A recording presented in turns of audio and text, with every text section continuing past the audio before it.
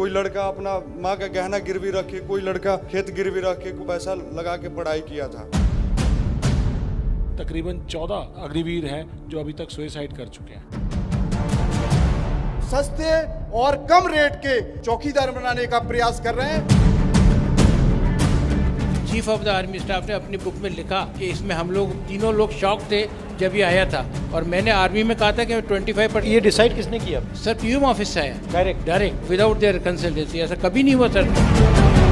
यहाँ पर जो ये बच्चे हैं इनकी शादियाँ ही तभी होती हैं जब इनकी नौकरी लग जाती है, वरना होती ही नहीं।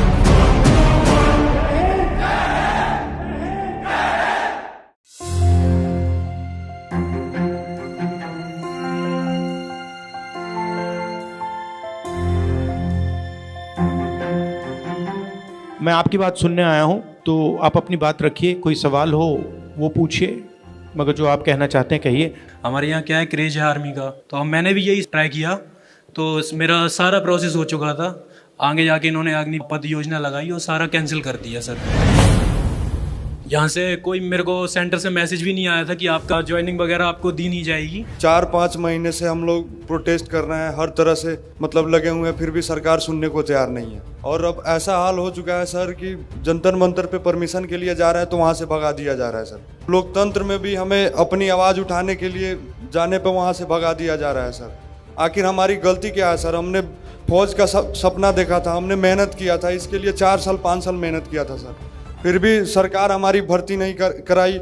आज हम लोग दर दर की ठोकरें खा रहे हैं सर। और आप भी प्रोविजनल लिस्ट पे थे? जी सर, बिल्कुल हमारा सारा चीज़ क्लियर था सर। कोई लड़का अपना माँ का गहना गिरवी रख के, कोई लड़का खेत गिरवी रख के, कोई लड़का कहीं से लाकर पैसा लगा के पढ़ाई किया था। और जब भर्ती रद्द हुई सर, उसके बाद में लड़के के ऊपर कर्ज था, वो प्रेशर झेल नहीं पाया, जिसमें 64 से 65 अभ्यर्थी आत्महत्या कर लिए। और जब भी सर हम लोग मीडिया के पास जाते हैं आवाज़ उठाने के लिए, सीधे हाथ जोड़कर खड़ा हो जाता है लोग कि मेरे बस में, मेरे हाथ में नहीं है, मैं नहीं उठा सकता सर। जब ग्राउंड में तैयारी करने जाता था, वहाँ पर 400 से 500 लोग मेरे साथ तैयारी करते थे। जब से ये अग्निवीर योजना आई है तब से वही 10-15 लोग आते हैं सर। हमें सर जो अग्निवीर बन भी गए हैं उनकी कोई शादी नहीं कर रहा है सर। अग्निवीर का दर्जा देता है, अग्निवीर की निगाहों से देखता है, ना कि फौजी की तरह नहीं देखता है सर। और सर अभी हमारे साथ के जो थे वो शहीद हुए, उनको शहीद का दर्जा नहीं दिया गया सर। और सर अगर उन्हें 25% में भी रखेंगे तो सर वो अपने खास लोगों को रखेंगे, और हम पिछड़े गरीब लोगों को क्या होगा सर? हमारी तो कोई पहुंच ही नहीं है। ये इस तरह से 4-4 साल के जो अग्निवीर पैदा कर रहे हैं, ये अपनी फैक्ट्रियों में लगाने के लिए सस्ते और कम रेट के चौकीदार बनाने का प्रयास कर रहे हैं। ये देश के साथ खतरा कर रहे हैं महोदय।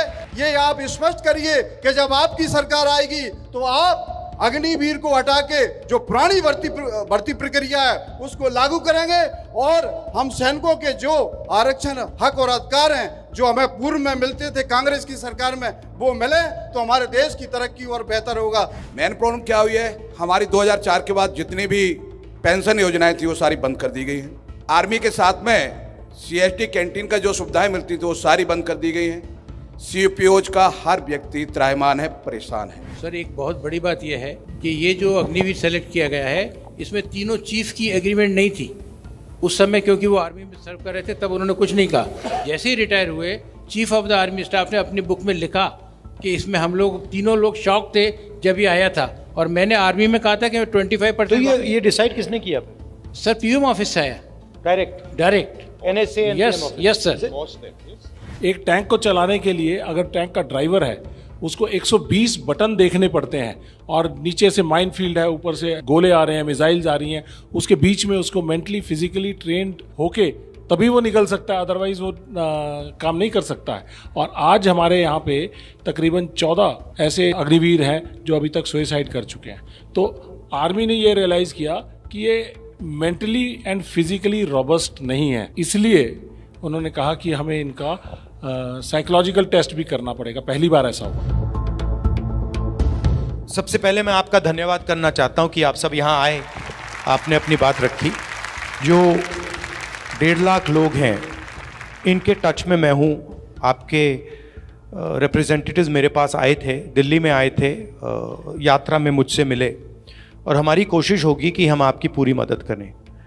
आपके साथ बिल्कुल गलत किया गया है, अन्याय है और हम आपके साथ मिलकर या तो कॉम्पनसेशन लेने की कोशिश करेंगे या कोई ना कोई रास्ता आपके लिए निकालने की कोशिश करेंगे। अग्निवीर योजना पे मेरी ओपिनियन है ये देश को मजबूत करने वाली योजना नहीं है और इससे सेना का भी ये नुकसान हो रहा है, देश का भी नुकसान हो रहा है। अगर हमारी सरकार आएगी हम इसे रीअसेस करेंगे, हम इसको देखेंगे और अगर हमें लगे कि ये कैंसिल किया जा सकता है तो हम इसको कैंसिल भी कर सकते हैं। जो आपने एक्स सर्विसमैन ने कहा बिल्कुल सही कहा है, आपको सपोर्ट मिलना चाहिए और वो जो आपका 10% रिजर्वेशन का है उसको हम असेस करेंगे और उसको पूरा करने की कोशिश करेंगे, ठीक है।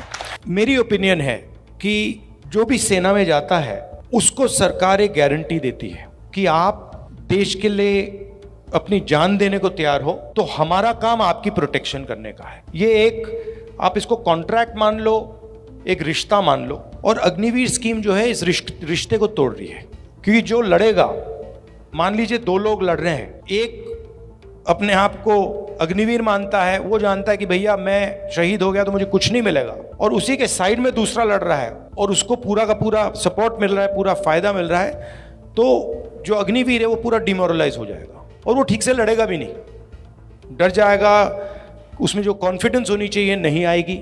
मुझे लगता है इस स्कीम को रीअसेस करना चाहिए और देखना चाहिए कि ये स्कीम की ज़रूरत है या नहीं। फिर से मैं आपका धन्यवाद करना चाहता हूं। मैं आपको ये बताना चाहता हूं कि जहां भी मैं आपकी मदद कर सकता हूं, मैं और कांग्रेस पार्टी हम आप सबकी मदद करेंगे और हम आपके साथ खड़े हैं।